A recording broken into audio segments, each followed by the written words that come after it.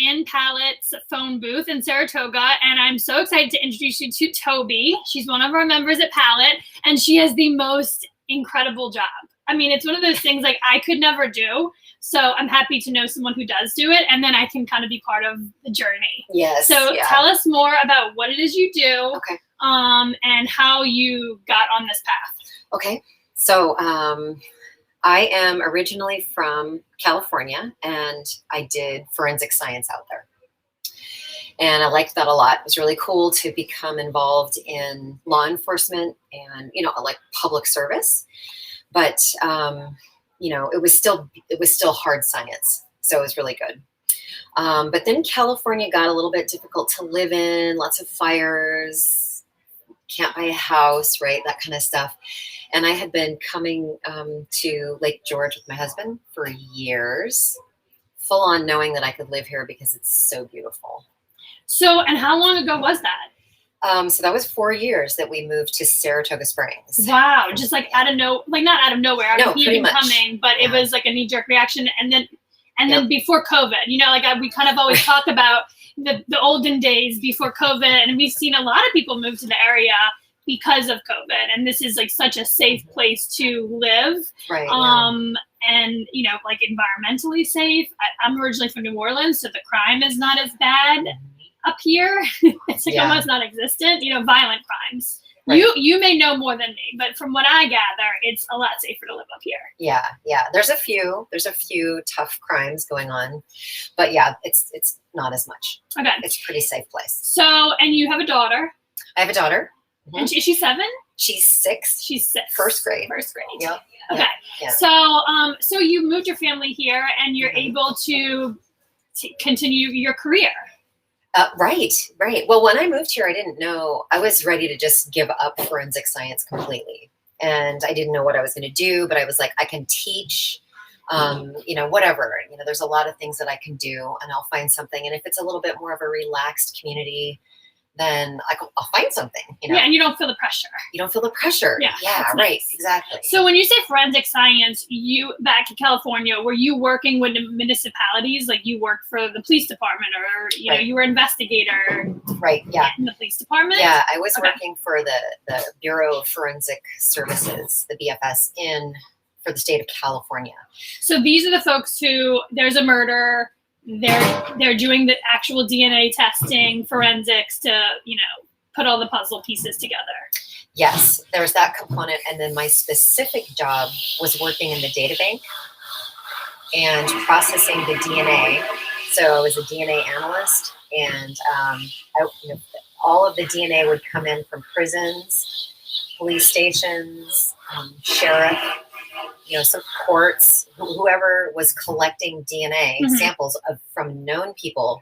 Those samples were coming into the data bank in California. So I was the DNA analyst that was going through the known samples. They had their names, birth dates, social security numbers, and we were building the data bank of California. So, and bring us through like how important this is to have this information. So obviously now we have all this technology that can trace back and compare DNAs and all this kind of stuff. It's like, it's a whole new world when it comes to forensics to better find the criminals or find, and I want to talk also about the other part business that you have is the genealogy piece of it. So, right. Yeah. We'll have time. Yes. There's a big connection, but yeah, for the past 20 years, just DNA has been a game changer for law enforcement. All of the investigators, everyone in law enforcement has really had to shift to take on full impact of how powerful it's been. It's really a slick science, And are you pulling old cases, out off the, almost like these old cases that are just kind of closed because you couldn't figure it out? You're pulling these things back into the world, and you're able to actually figure it out. Right. Yeah. So there's all sorts of surprises every month, like every week in all of the states in the United States. There's one of these data bank laboratories. Every state has one. And new felons or arrestees are getting in trouble, and their DNA is coming in. And then, lo and behold, it will match a 20-plus-year-old crime, right? So that's always happening. And then a lot of the smaller crime laboratories across the United States are going back and looking at old cold cases that have DNA samples. And then they're like, let's test this with a modern day kit. So it's happening on both ends. The samples are going in, and just it's lighting up like Vegas. And you're helping people who may have been sitting in jail for all these years and had never did the deed or like committed the crime, and you're saving their lives too. That's so right. You're finding like the actual bad guys or girls, and you're also getting other people like out of exoneration. Exoneration. Yeah, Good word. Sorry. I'm happy you're here to help me with that, with all the terminology. So how does this apply to our everyday lives? Like, how are you able to help? I mean, because I think for the most part, I would say the general public doesn't actually have to deal with any of this, hopefully. Right. If you never have a crime in your family, I think you don't have to go in this direction. But so you're not just working with municipalities, you're working with individuals and families who may need help or support to trace back or. Okay, right. Yeah. So in my business, I have taken the plunge and just stepped off the cliff. And I'm heading toward promoting new DNA technology. So for the past 20 years, DNA has been awesome and just what it is, but it's a little bit outdated now. Like the science is kind of like the old version, it's and it needs to be updated. So when you say that, you're talking about like the actual municipalities are using old technology. Right. They're out of date and they need some training. They'll need training and everything, all new instruments. Yeah.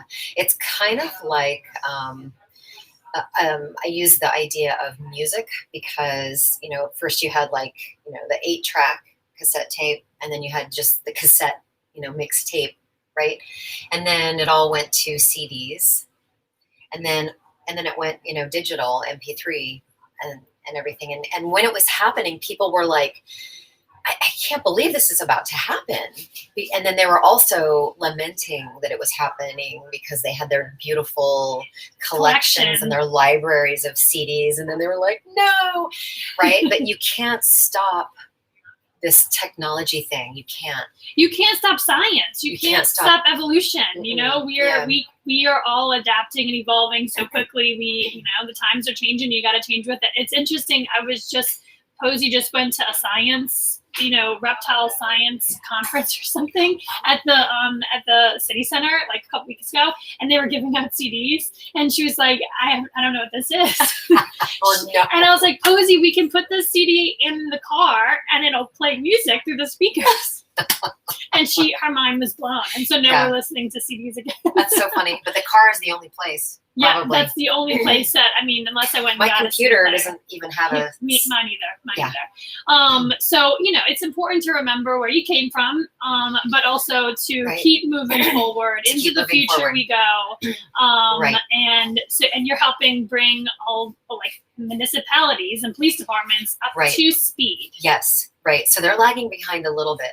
And so you started to mention, how I'm helping the general public too, like, just regular people with family mysteries. And they are involved in this new DNA science thing too, because like Ancestry.com and 23andMe, it's basically because of those companies that this whole ball is just rolling, and it's just, it's out of control, going fast. Technology is booming. People love learning about themselves, learning about their grandparents, immigration, like, finally learning these details. And all of the archives are being digitized. And so Ancestry.com, purchases access to these, big archives, through different states, and you can pull up records more and more and more.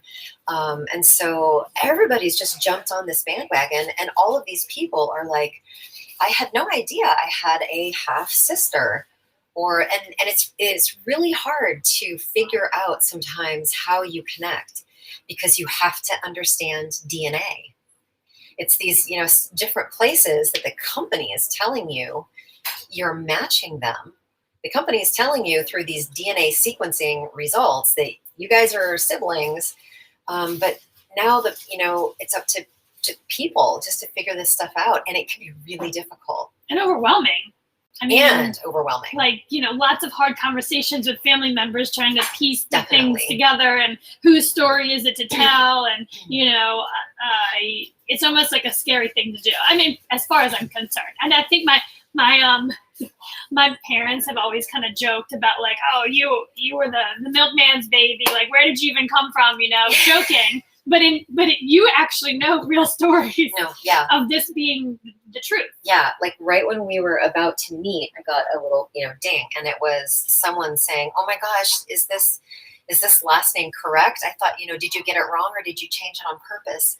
So now, I have to go, after this and talk to somebody who, I discovered that their last name 3 generations ago was slightly different, and that was a little bit scary for them. Yeah, well, look, I'm a mutt. I am like one of those, like, I don't, and I think I say that, and my family has always kind of said that because we don't know the answers, so me too, my mom's parents passed away when she was 14, and there's like not a very accurate or clear or definitive information that we have gotten from that side. And, when your parents pass away, it's kind of like, who do you go to get this information, And then on my dad's side, we have an idea, but it's just, I have no idea what I am. And that's kind of like, I want to know. So what is the best way? And it can be overwhelming. Like, I've gone on to ancestry.com and I've like gotten started, and I'm like, oh, no, back away from this. Yep. We don't know. We're going to find out. Yep. And it's just so it's so intriguing to me. Yeah. And also nerve-wracking to find out this information, and then what happens then. So it's nice to know there is a human being here that can help walk you through this whole process. Yeah, and definitely stages are helpful. No matter who you are or what your particular question is about what you want to know, when you go in little stages, you can kind of like sit on that and let it steep. So with this particular individual, we're going to talk about, different last names and different possibilities, And so then we're going to let that just kind of hang out for a while. And then, when he's ready, we'll probably move forward a little bit more, because I have a lot more than just last names to talk to him about.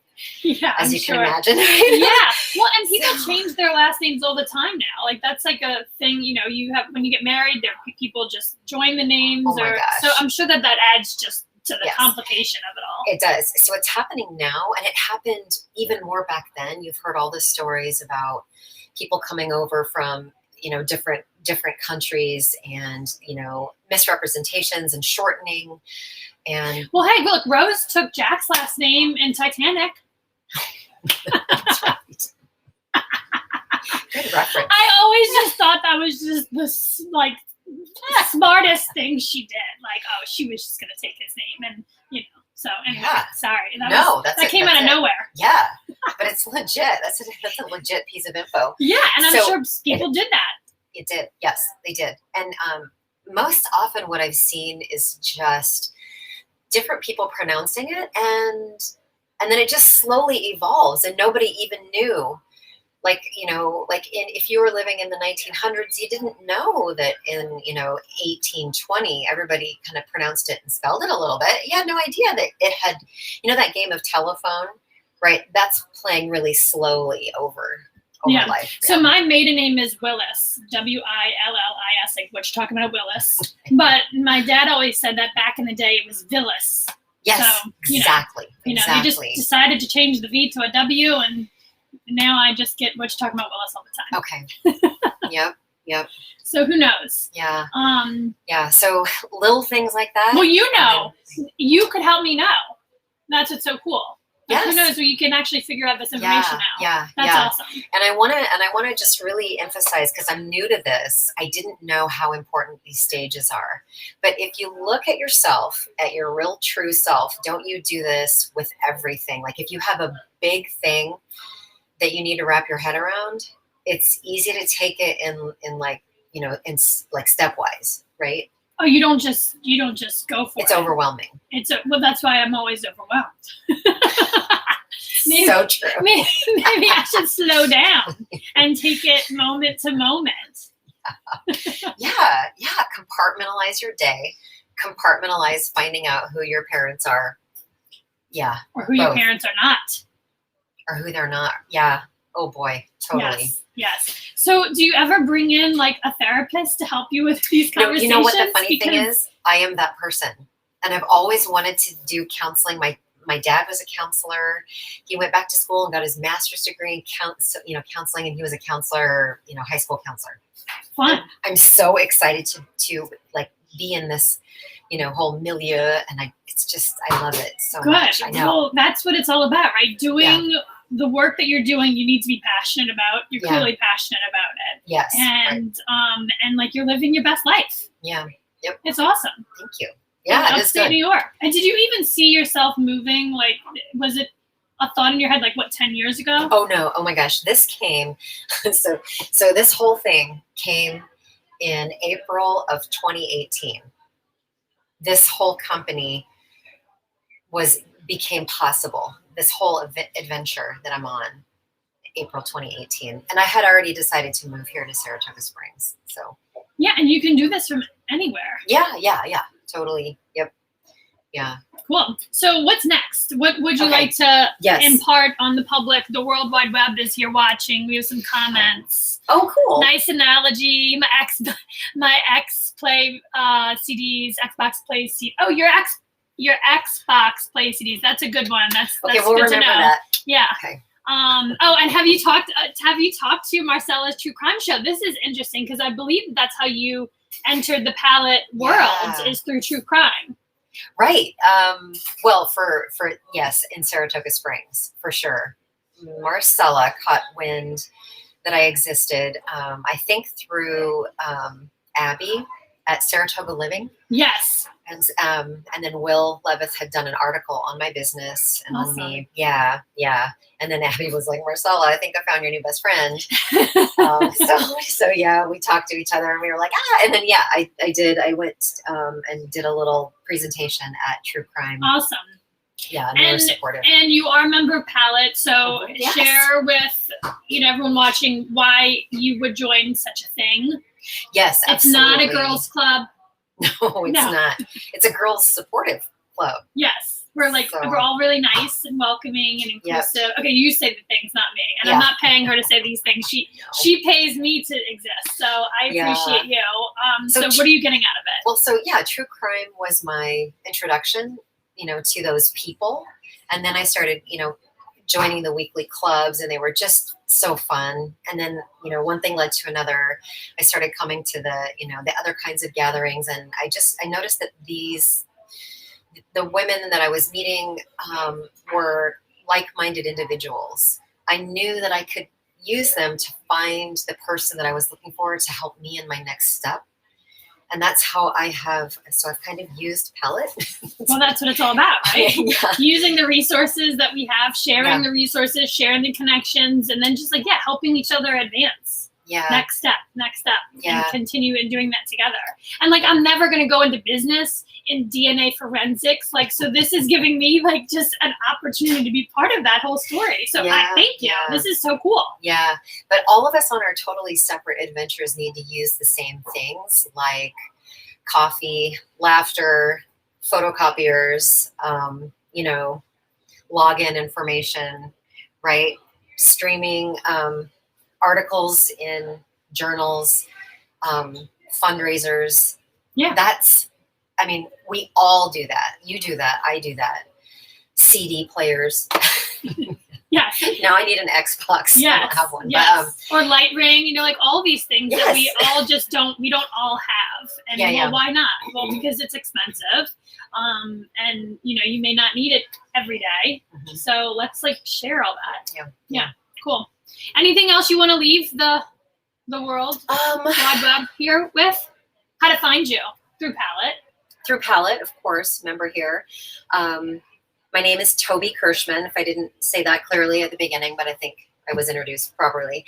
DNAinvestigations.com is my website. And I didn't really get into it too much, but it is the adoptee research, like helping adoptees that have found, that their DNA, through these companies. It is through them that all law enforcement agencies are now able to find killers and rapists and identified, unidentified human remains. And so thank you, adoptees, for reaching out and for becoming brave and taking this step. And it's through you that we've learned how to solve our local crimes. So check out my website. There's really good pages on both, on just using genealogy to answer family mysteries, and then also helping law enforcement to push through and solve local cases. Awesome. Let's move this forward. Thank you so much for tuning in, and we'll see you next time on Here for It Live. Okay. Bye. Bye. Thank you.